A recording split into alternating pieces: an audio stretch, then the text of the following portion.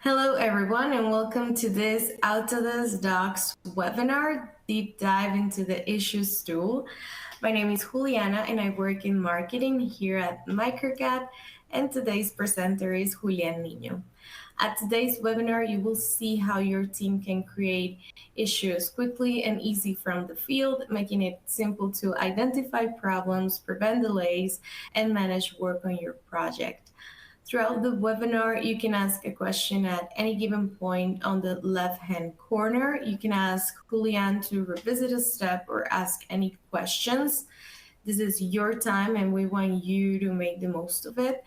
And in the upper left-hand corner, you will find links to our social media and website. Also, be sure to be checking our YouTube channel. We post all of our webinars there at the end, so you can share with colleagues or watch it on your own time. And without further ado, we'll pass it on to Julian. Hi, Juli. Good afternoon, everyone, and as always, thanks, Juliana, for the wonderful introduction. So I'm going to go ahead and start sharing my screen. And just before we jump into the issues tool, why don't we give a quick recap of what Autodesk Docs is? So we always are going to be working in this cloud environment, and it is going to be the way of how we manage our products, right? So we are going to be sharing our data, allowing our teams to simplify collaboration and organize our projects easily.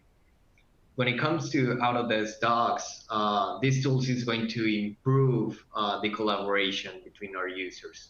And as well, we can connect to the ACC of Construction Cloud. And this platform is the one that is going to allow us to transfer information between teams, transfer information between construction phases, and is going to give us the option to have these folders organized, everything in just one site. We are going to have access to our browser as well as from our tablet if we have an internet connection on the field. We can communicate, collaborate with projects using markup tools, and as well, we are going to be able to share transmittal with this tool.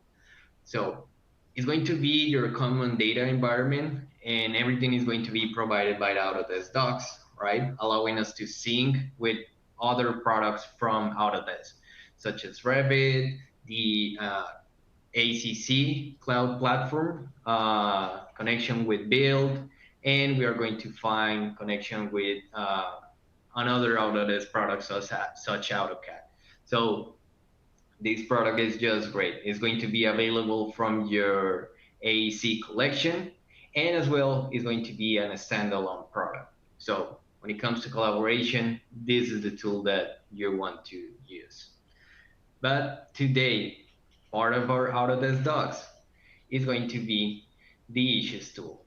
So when it comes to the issues tool, it's going to be that one that allows us to track issues across the construction life cycle, right? So we can go from design to construction to operation.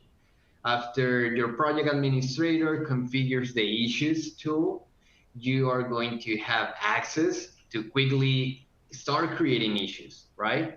Even if from your web browser or from the field. So you can also have access to this tool if you have access to Build. So it's going to be simple to identify problems, right? You're going to be able to prevent delays and responses evolving the needs of your project. And once we resolve those issues, you can easily close them while keeping track of everything that is happening in your project, right?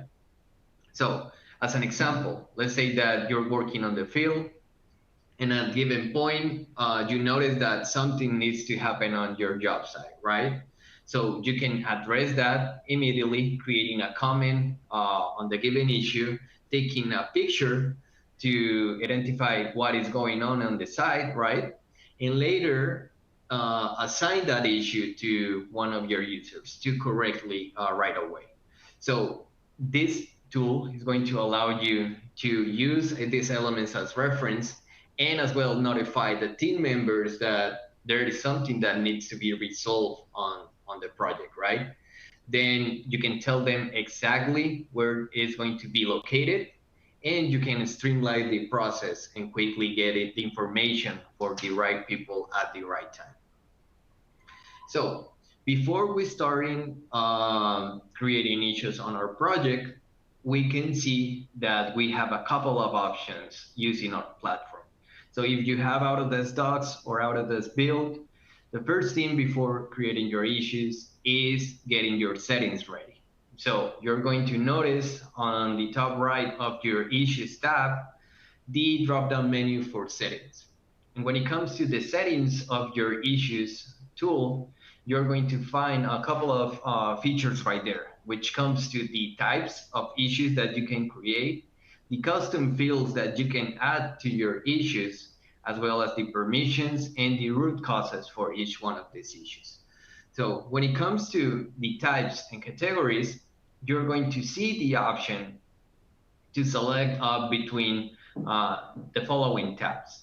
The types are going to include the possible associated construction elements, and you can go from your design phase to your operation phase, and as well add categories to those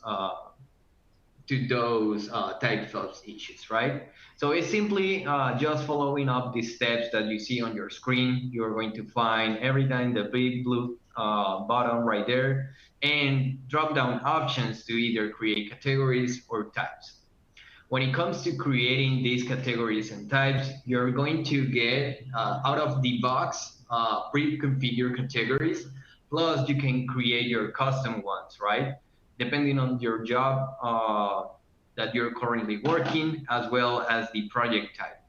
Remember, always before starting to working on your issues, make sure that you talk with your admin from the project to make sure that you have complete access to create them. Or if you're going to be assigned one of these issues, you can double check as well with your admin just to see that all the categories and types have been set and defined for you.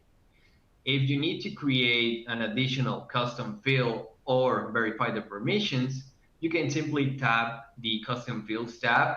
And from there, you can quickly create a custom field.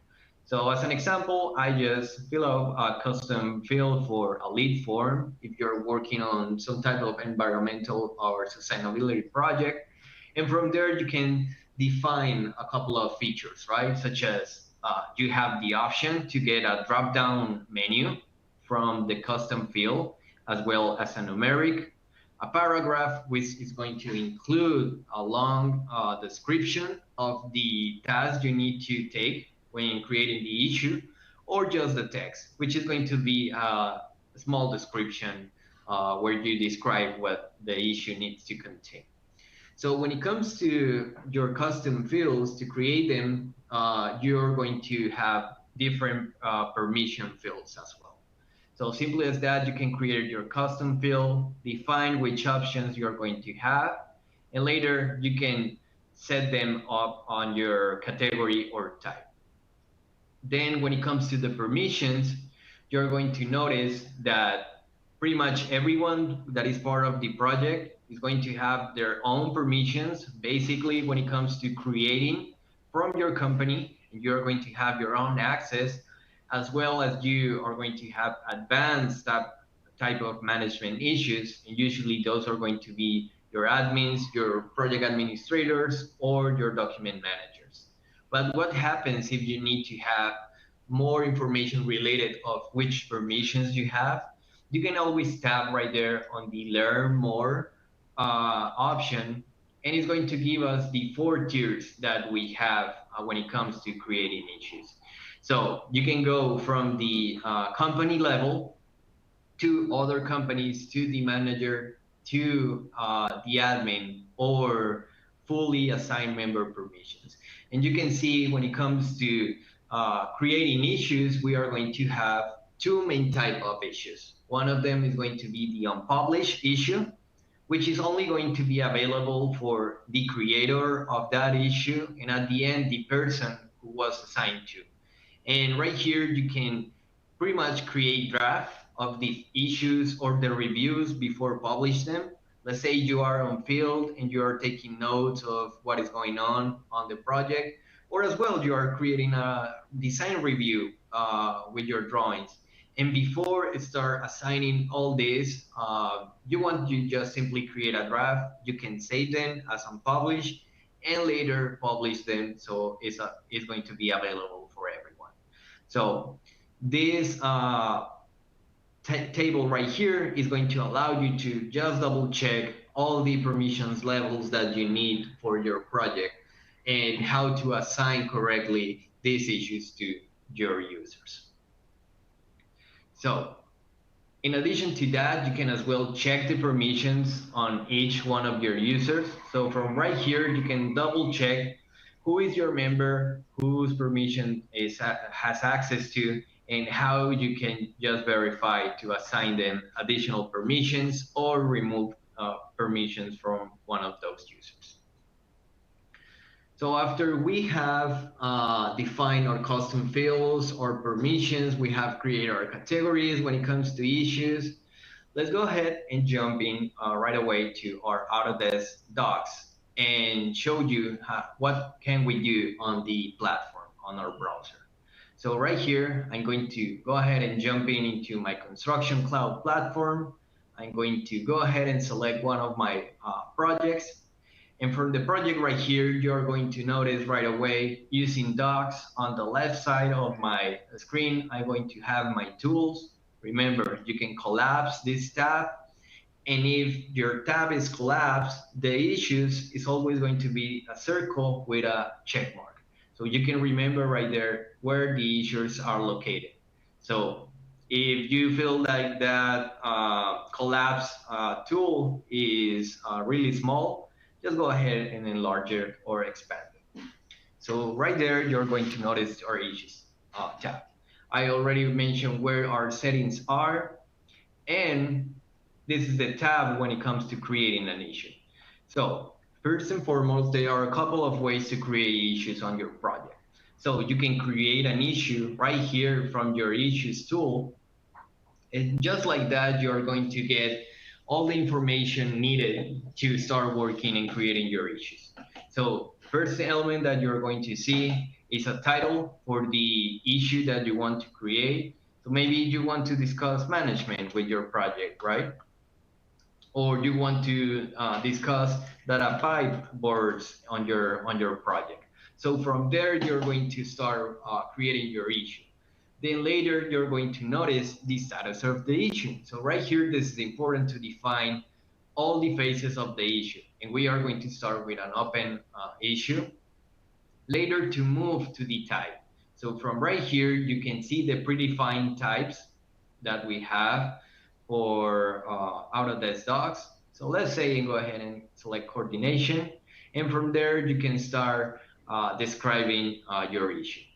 Later, you can assign a responsible user for that element. So right here, I'm going to assign myself. Then you can define a location if you previously set up multiple locations for your project. Select a due date, right? And a start date as well. You can define the placement from your files or from existing sheets on your project.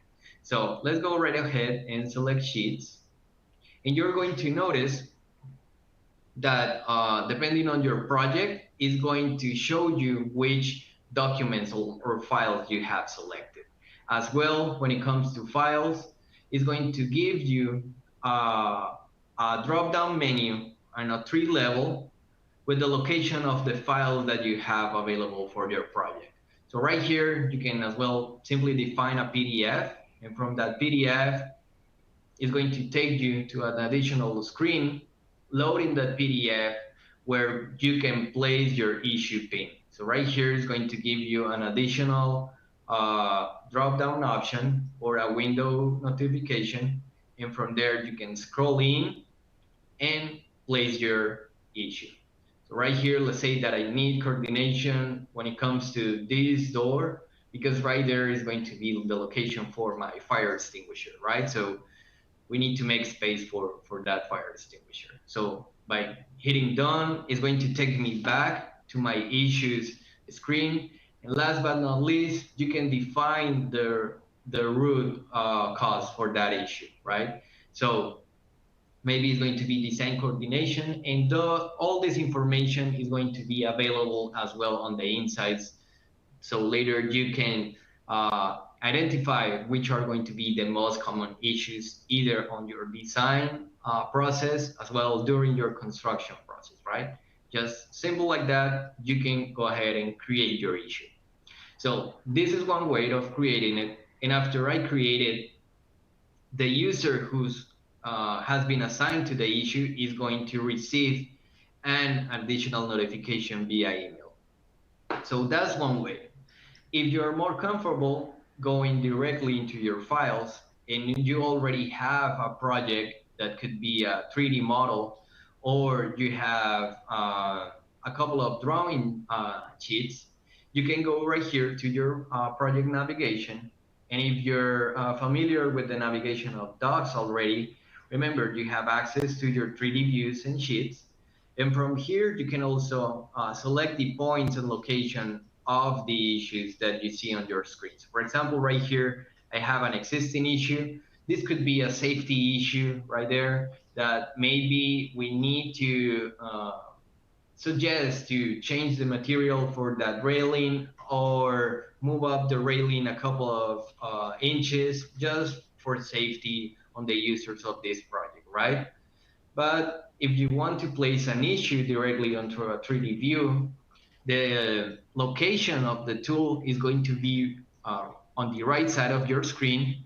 And right here in this case is going to be the icon that I already mentioned, a circle with a check mark. So from right here, you're going to start selecting the issue type. So let's say that right here maybe is a building code related issue.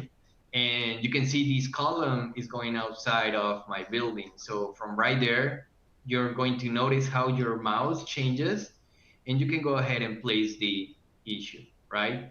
So from right there, you can fill up the same information that we need to assign our issue. You're going to notice something additional right here that we didn't saw on the other side, and this is the option to have an unpublished or a published issue. And you're going to notice on the background a small notification box that is going to tell me the changes. So remember, an unpublished issue is going to be only available for you, the creator, as well as to the assignee. And when it's come a published, it has become a published issue, is going to be available for all the users that have access and permissions to this file. From there, an additional thing that we can do is to navigate to our 2D drawings, and you can have them right here, part of your Revit model, or if you have a set of PDF files placed on your docs, you can navigate right there to the specific file location and place an additional issue. And you can find it once again right here on the right side. And maybe let's say that I want to create an additional issue that is related to requirement change, right? So let's say right here, I do also need to add my MEP sheet list, right? So I can define all the information required for that element. And once it's done, I can simply click out and the issue is going to be right there. So after we have been placing our issues, right, we can go back to our browser. And if you go to the left side of your tools, you're going to be able to see all the issues that I have been created within my project. In addition to that, after the users have created the issues and the assignees have started working on them, they can go ahead and simply open them, right? And they can go to the location where the issue was created. So it's going to take you to the viewer within Autodesk Docs, and you quickly can see where the issue has been located, and you can reply to the creator of the issue. So from there, you can change the status of the issue to pending, to in review, to later pass it to the original creator, and why not close it. And you're going to notice the color change within the issue. So if it's gray, it's going to be closed. If it's blue, is that it's pending. And if it's purple, it means that it's in review. So you can have that color coordination to manage all the issues within your project. So that's the basic quick introduction of issues right here within our docs, right? But we can go a little bit further. So if you're as well working on a cloud environment and using your Revit model, right now Autodesk has this add-in, which is the issues add-in. And from right here, you can see that I have the same Revit model that I have been showing right there on the cloud, that later I can see the overview of the issues, and as well I can reload the issues. So right here you can see that I have around 3 issues still open within my project, right? And I have one on review. I can reload and sync the actual issues that are part of my project. So in this case, I have 2. And as well, I can manage the issues. So right here, I have an open safety issue. And just by clicking it, it's going to highlight the area where I have the issue. So from right here, I can make my modifications in my Revit model, right? And I can update and publish my model. So all the users can see that I have updated those issues within my model. So this is a great tool that we have available when it comes to using docs, and as well the integration with our Revit. If you're working on a cloud model or a work share cloud model, it's going to be really good for those quick reviews, and everyone can have access to it, is either from the browser or you can as well update your Revit model to see issues sync live in your model. So with that in mind, and now that you're familiar with our issues tool that is part of the Autodesk docs, we can see if some of you have any questions. Thank you, Juli, for that wonderful presentation. And yes, he just told you can ask a question. Let me remind you that's on the left-hand corner. And the first question we have is, what is the difference between published and unpublished issues? Alrighty, so the main difference is going to be that publish is going to give access to other users of that same file to see what are the issues that were created and had been assigned to that file, right? And when it comes to unpublished, it's only going to be available for the user who created and the assignee of the issue. Got it. Thank you, Juli. Second question we have is, can I create issues from my tablet or iPhone? Sorry, phone. Alrighty, and that is a yes. You can create issues from your tablet or phone, but not directly from Autodesk Docs. You will need an access to Autodesk Build if you want to use the actual app, which is going to be the Autodesk Build app and Plan Grid. But if you have access to internet from your phone to the web browser, as well as from your tablet, direct access to a browser that can be used and open your Autodesk Docs, yes, you can create those issues right there. If you wish to use the app, you will need access to Autodesk Build. Thank you, Juli. And the third question we have is, if I assign an issue to someone, are they going to receive a notification? Yes, and you can set up the settings from your Autodesk Docs project. they are going to receive immediately, I will say less than a minute, a notification that says an issue has been created and who created the issue and a location path for the issue. So let me show you an example.